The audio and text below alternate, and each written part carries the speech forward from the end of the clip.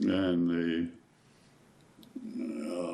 athletic teams didn't do very well that year because so many of the athletes had been killed. That's my main recollection is losing a lot of football games, and some classes, especially like band practice, it was pretty obvious that who wasn't there and who had been there. I didn't have any friends for a long time, and I'd get in from school. I'd go down with my dad on the lease there. We'd go frog gigging, different things. I think everybody in my room got killed. I'm not sure, because I never was back around there very much. My class and the 6th grade class was the one that lost so many children. They were smaller classes for several years. When we went back to school, we didn't ask, where's your sister? Was she killed? You didn't ask. And even to this day, if I meet somebody and I can remember what their younger siblings' names were, I never ask about them. I guess I wasn't old enough to really register too much on my mind, because I just turned 11. But I know it was years that I'd have nightmares that Dad had to get me up and pull me back down to bed. Way back then, I did have dreams. I did. Because I think about my friends that got killed. It's usually about the same kids. Most of them were close to me, and I just dream about them over and over and over. An intense investigation into the cause of the explosion began almost immediately. Studies into the feasibility of adding an odor to natural gas led to public pressure calling for legislation. A few weeks later, an 8-year-old Carolyn Jones Fry went to Austin to read a speech she had written to the Texas legislature. Inside the legislative chamber, Carolyn stepped onto a footstool so she could be seen and delivered a speech to the members of Texas's 45th legislature. Mr. President, members of the House of Representatives, and friends of the school children, I am here today as a representative of this London school and a survivor of the school explosion that killed so many of the future generation of East Texas. Let me urge you, our law-making body, to make laws of safety. Our daddies and mothers, as well as our teachers, want to know that when we leave our homes in the morning to go to school, we will come out safe when our lessons are over. We will have safe school buildings in the future. All of us who were spared will try to show our appreciation by striving to become the finest of citizens to carry on the work of this wonderful land of yours and mine. This is our plea. I thank you. Her emotional appeal led to the passage of the odor agent law, requiring an odor be added to natural gas to alert people of its presence. Today, there's no way to know how many lives around the world have been saved by that speech read by a little girl who lost her friends in an explosion. All the laws, you might say, that's made by the lawmakers, are made from somebody's mistakes. And if nobody makes any mistakes, we don't need the laws. And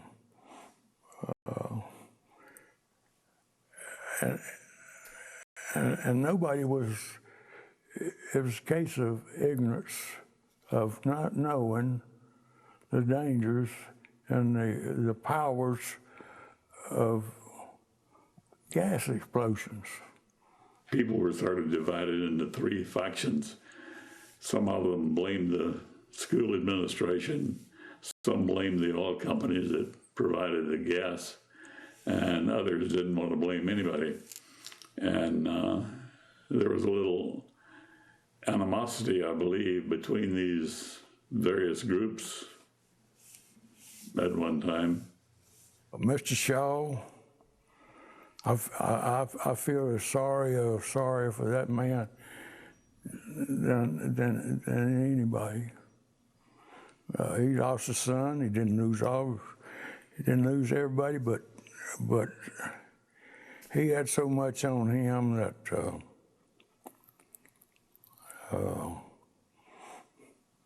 I really had feelings for him. They all blamed him with it. And it caused him to lose his job there.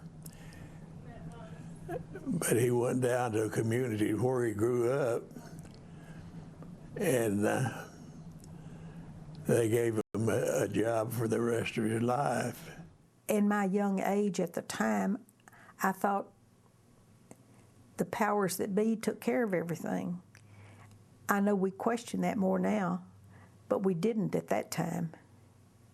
Mother never got over it.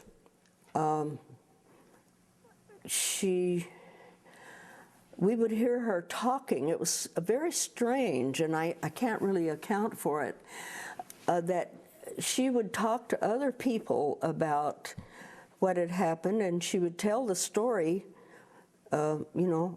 as always pretty much the same way. But she wouldn't talk to us about it, I guess because we knew the story. Maybe that was it. But she never had she never had enthusiasm for life after that. It really changed my dad more than anything. And he never did get over it. He died young. Most people bounced back, maybe not very quickly, but they did go on. And I think over the years, and this is a strange thing too, I think I always felt lonely for those people, for the New London people. And because it's been a very good thing for me to make contact with to sort of validate my feelings, to make me aware that what happened to me was true, because no one else knew about it wherever I lived. Time takes care of a lot of things. And yes, it has gotten easier to talk about it. It's not pleasant, but you have to talk about it. You have to get these things out. You just keep thinking back about that night, working out there that night. That kept coming to you. And it took a long time to kind of get that out of your mind. And of course, back down years later, every new group I would find myself in, when they found out that I was there to help with the rescue, of course they would ask me all these questions, and I would review it again over and over, and that you couldn't get away from it. I mean, that followed you a long time. The good that came out of this tragedy, so many things came out of it. The first thing was that the law to put a pungent smell in the gas where you could smell it. You couldn't smell the natural gas. And Mr. John Lumpkins, he was superintendent of Ward Oil Company. And he was very intelligent man. He was real active in the community, everything except church. He never went to church. And his son was in the 5th grade, the only child they had, and he was killed. Next week after the explosion, Mr. Lumpkin came to church and gave his testimony of that, how his and his son had spent Sundays either hunting, fishing, staying home, reading the funny papers. And he confessed, joined the church, and changed his way of life. And he bought a school bus and made a Sunday school bus out of it. Probably the first church bus ministry in East Texas. And he ran it all over every child that wanted to go to church. He encouraged them to go to Sunday school, church, and he'd go pick them up. So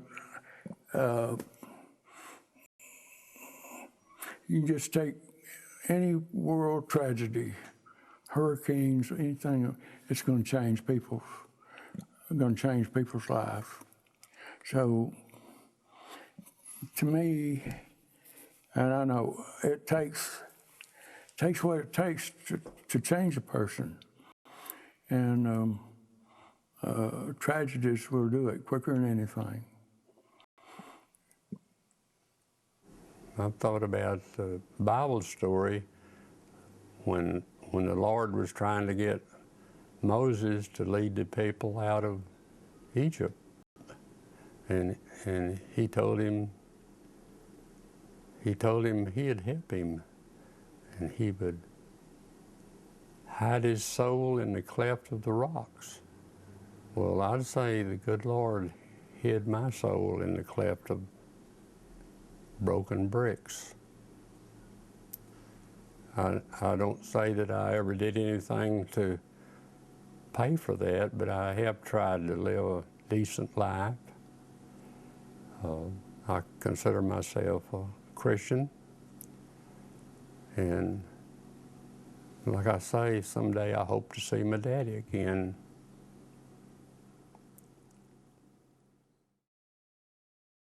$293 children, 293 futures lost. 293. No one is ever dead, truly dead, until no one remembers them and no one speaks their name. It's a story that deserves to be remembered, definitely remembered. A tragedy that should never be forgotten. We should never be forgotten. And a part of our history that should be kept alive, and it can be kept alive only with those of us who will tell it to the next generation and the next generation. And that's what our people of old did, because we had what Hebrews 11:1 says, faith is being sure of the things that you hope for and certain of the things that you have never seen. And that's what our people of old were remembered for. And that's what I want us to remember and pass on to each generation and tell the parents to love your children. Not only parents and children relationship, but everybody love each other and make this a better world that God intended for us to have.